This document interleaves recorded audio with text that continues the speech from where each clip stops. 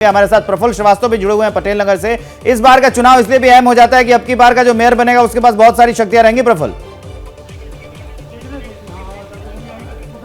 बिल्कुल, देखिए 2012 तक एक ही एमसीडी थी, तब 272 सीटें हुआ करती थी, लेकिन 2012 के बाद 3 एमसीडी कर दी गई और उन 272 सीटों को 3 हिस्सों में बांट दिया गया। लेकिन इस बार का जो चुनाव है उसमें न सिर्फ एमसीडी को 1 कर दिया गया है, दोबारा से 212 से पहले वाले स्वरूप में है, बल्कि कुछ सीटें भी कम हुई हैं।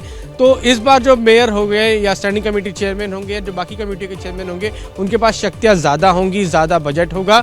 और क्योंकि अब यहाँ पर जो 250 सीटें हैं उसकी लड़ाई है और इसमें इस बार 15 साल का जो शासन है बीजेपी का, उसको हटाकर आम आदमी पार्टी एक तरह से सत्ता में आना चाहती है। वही बीजेपी सत्ता में बने रहने के लिए ताकत लगा रही है, कांग्रेस अपने अस्तित्व के लिए लगा रही है। तो ये जो इस बार लड़ाई है वो सबके लिए बहुत ज़रूरी है, क्योंकि ये इस बार का जो मेयर चुनकर आएगा, जो भी पार्टी जीतेगी, उसके पास बहुत सारी शक्तियां होंगी। क्योंकि पैसे के लिहाज से भी 10 साल बाद जब एमसीडी 1 हुई है तो पैसा भी काफ़ी बड़ा है, बजट भी बड़ा है और ताकत बढ़ गई है एमसीडी की। तो ये वाला चुनाव पिछले बाकी 2 चुनाव से काफ़ी अलग है और ज़्यादा महत्वपूर्ण है, तीनों ही पार्टियों के लिहाज से और पद के लिहाज से भी।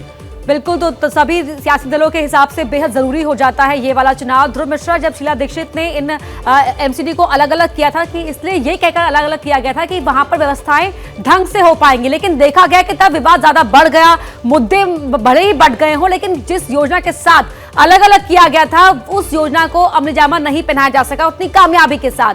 अब के चुनाव की अगर हम बात करें, बेहद महत्वपूर्ण है, लेकिन क्या मुद्दे स्थानीय रहे या फिर जो बड़े चेहरे हैं, बड़े नाम हैं, सिर्फ वही हावी रहे? जी बिल्कुल, देखिए कि इस बार जो है अब हम सभी ने देखा कि किस तरीके से आम आदमी पार्टी जो है कूड़े को मुद्दा बना रही थी। दिल्ली के मुख्यमंत्री अरविंद केजरीवाल कूड़े के उस पहाड़ के पास गए और उसके बाद जो है फिर और तमाम जो गली से लेकर जो और मुद्दे थे, साफ सफाई के मुद्दे थे, फिर भाजपा ने कहीं ना कहीं और जो इनके जो भ्रष्टाचार का मुद्दा था उसको मुद्दा बनाया। और अभी की मैं अगर बात करूं तो अपर्णा, आप एक यहाँ पर दिल्ली चुनाव आयोग द्वारा जो प्रबंध किया गया है वो आपको मैं दिखाऊंगा। ये तिमारपुर में जो है 68 यहाँ पर आदर्श पोलिंग बूथ बनाए हैं। तिमारपुर का ये सर्वोदय बाल विद्यालय, आप देखिए यहाँ पर क्या क्या व्यवस्थाएं की गई हैं। सबसे पहले यहाँ पर अगर कोई जो भी वोटर आएंगे उनके बैठने की व्यवस्था की गई है। और ये देखिए एक सेल्फी का ये यहाँ पर पॉइंट बनाया गया है। अभी आपको बता दें सुबह का वक्त है, सुबह क्योंकि जो पोलिंग एजेंट का इंतजार किया जा रहा है। यहाँ पर दूसरी तरफ मैं आपको दिखाऊंगा कि ये यहाँ पर जो है पोलिंग बूथ जो बनाया गया है, यहाँ पर पोलिंग एजेंट आएंगे क्योंकि अभी मॉक पोल होगा, उसके बाद आगे की तैयारी की जाएगी क्योंकि 8 बजे से वोटिंग होनी है।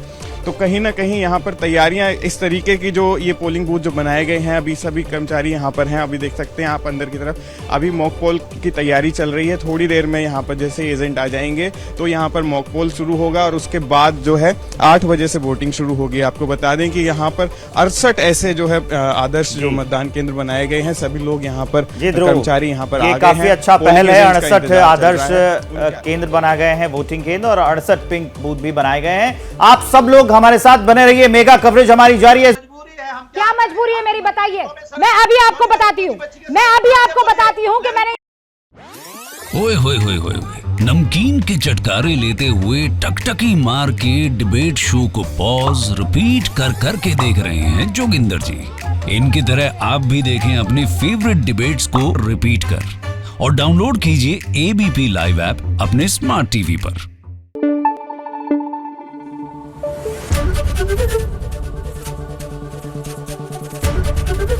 एबीपी न्यूज आपको रखे आगे।